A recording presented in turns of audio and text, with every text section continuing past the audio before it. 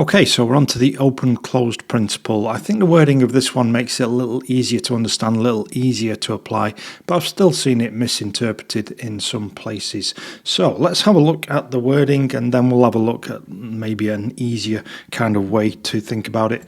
So software entities, classes, modules, functions, etc. should be open for extension but closed for modification. Now basically what that means, if you want an alternative wording, is this. Once a software module is completed, it should not be modified when adding new functionality. Instead, its behaviour should be extended by adding new code rather than changing existing code.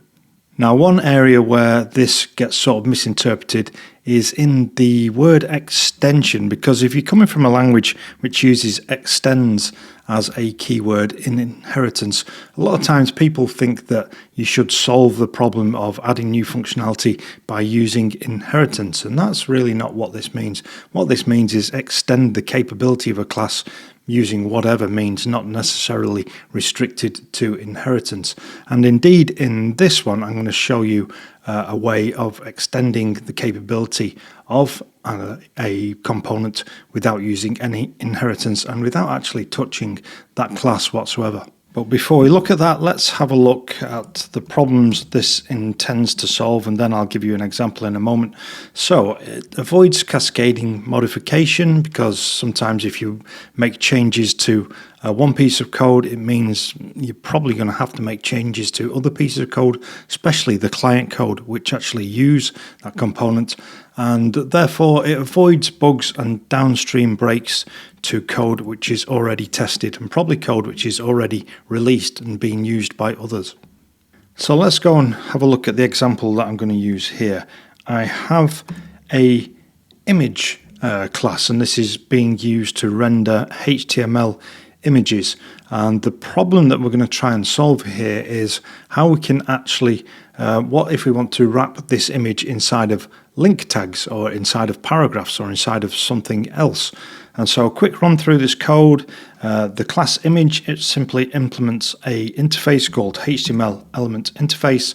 Kept the design fairly loose, not even included a return type, but we're just saying we need to implement a method called HTML.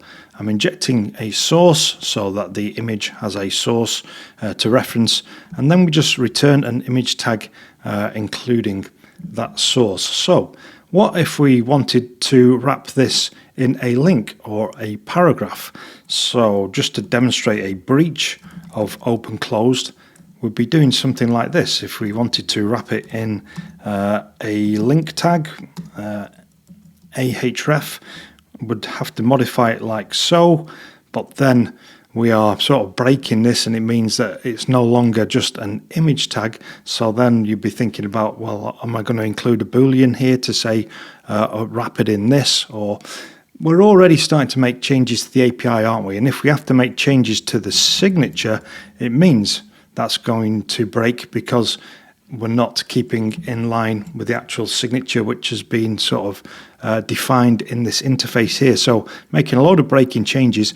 Also think about the client code. If we're going to start changing the signature and start injecting references to wrapping this in links and things like that, it means you've got to go and find all the client code, even if you know where to find it all. What if this is part of a library that other people are using? You're introducing downstream breaks. So this is why open close exists. It's to avoid modifying code, because it's just going to cause a load of headaches to other people and make you very unpopular. So I'll let you have a think about how you would solve this problem, but have a look at this one little gotcha that I've actually added to the beginning of this image class. I've marked it as final, and this really is to just demonstrate that you can solve problems without using inheritance, and that the open close principle is not telling you to use inheritance to solve the problem of open closed. And so we're going to have to think about how we're going to solve this a different way than using inheritance. Now, as well as not being able to extend this, when someone marks a class as final, that's usually a clue to tell you that this class requires no modification. If you're thinking of modifying this class, you're probably doing something strange or wrong. And indeed, this image class is doing everything that we need it to do to render an image. So why would we change this? I'm going to solve this using composition, and in particular, I'm going to use a design pattern. I'm going to use the decorator pattern. And the decorator pattern is a compositional pattern which exists to solve exactly these kinds of problems. Now, the first thing to do with the decorator pattern is to define your interface. Now, by that, I don't mean create an interface, but sort of define your API for your decorators. And so the way I'm going to do this will be with an abstract class. I'll just call this HTML decorator. So we're going to decorate HTML elements by wrapping them in other HTML elements. And you'll notice that I've appended the word decorator onto this, and that is just to let other developers know that this is a decorator and we are using decorator pattern, and it'll just help them figure things out a lot quicker. Okay, we need to make this abstract. First of all, I'm going to declare my strict types, and then we'll say abstract class HTML decorator. And the way to remember the decorator pattern and the way to remember a lot of these sort of compositional patterns, you can remember them all with like just a one-liner. For the decorator, you are going to implement and inject the interface. Implement and inject the interface. Remember that, and you'll always remember the decorator pattern.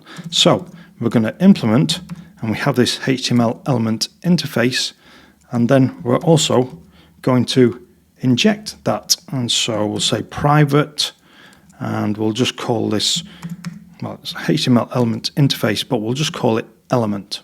Okay, so now we have our API. All of the classes which extend this now know exactly what they need to do. And just by injecting elements like this, it means we're able to wrap HTML elements in other HTML elements, and that's how the decorator works. And in fact, I'm just going to make this protected.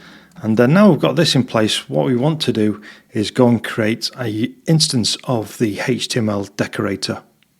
And so if we go and have a look at the image which we are working with, we said at the beginning that we want to be able to wrap this in other types of HTML elements. So let's actually have a look at the scenario of wrapping this inside of a link.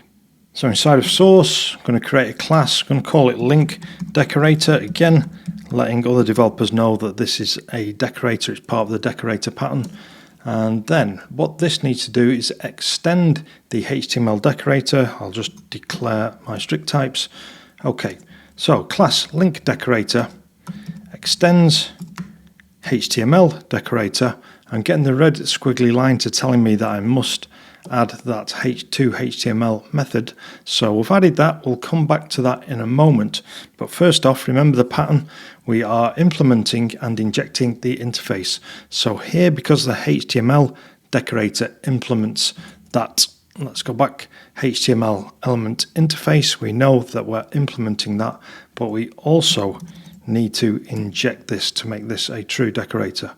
Okay, so we have our HTML element interface, but we also need to think about what is going to be custom to a link decorator. We're going to need the actual URL of the link that we're pointing to, aren't we? So let's drop down here and we'll just say private string URL, and then the link on its own would kind of look like this. So there is just a link. We're using the URL property on this, but we said that we want to wrap this around other HTML elements. So that would look like this. We can say this element, and we don't know anything about that element. We don't know what kind of element it is. All we know is that it's an instance of HTML element interface, and for that reason, that means that we can call toHTML on it, and that actual element will be responsible for rendering its own HTML. This link decorator class doesn't need to know anything about what that element is or how it actually renders. If we go back to the page where we started here, where I put in the comments about what the open-close principle is, I've got a little bit of code which I started out here just to render an image on a web page. And so we've got the source, we're passing that in to the image class, and then we're simply calling toHTML on it, and that should render an image. And so over to the browser, and this is what that is rendering. Can't click it, that is simply just an image. But we want to actually wrap that image inside of a link. So what we're going to do is going to go a little bit abstract here. We're going to change the name to element, because we don't really need to know what it is. We can create a big long chain of elements which are sort of nested inside each other. To wrap this inside of a link, we can say element equals new link decorator. It's going to want a URL from me. So there's a URL, and then we pass in the previous element in the chain, which is the image. And so we are now wrapping that image inside of a link. I shouldn't need to change any other code. I've not had to make any changes to the image class itself, but by doing this, now what we can do is go back to the browser, refresh this, and when I hover my mouse over, you see I get the little hand. If I click on that, it'll take me to the link. And so there we've gone and wrapped a image inside of a link without actually changing the image. We've stuck to the principles of open closed, which, if we remind ourselves what that says, software entities should be open for extension but closed for modification. To sort of clarify that, what we said was that once a software module is completed, and the final keyword will give you an indication that the author considers this class complete. Once a software module is completed, it should not be modified when adding new functionality. Instead, its behavior should be extended by adding new code rather than changing the existing code. So we haven't changed the existing code, and we haven't even added any code to this image class. We've been able to make it more capable. We've been able to actually turn it into a link by using the decorator pattern. And the decorator pattern is one very good way of solving the open-close problem. And by the way, if you enjoyed learning about the decorator pattern, then be sure to check out my Learn Object-Oriented PHP course, because in that course there's an entire section on design patterns. Or if you prefer a more practical approach, check out my PHP Framework Pro course, because there we'll build a PHP framework together which uses all the patterns and principles used in modern PHP frameworks. You'll really learn so much.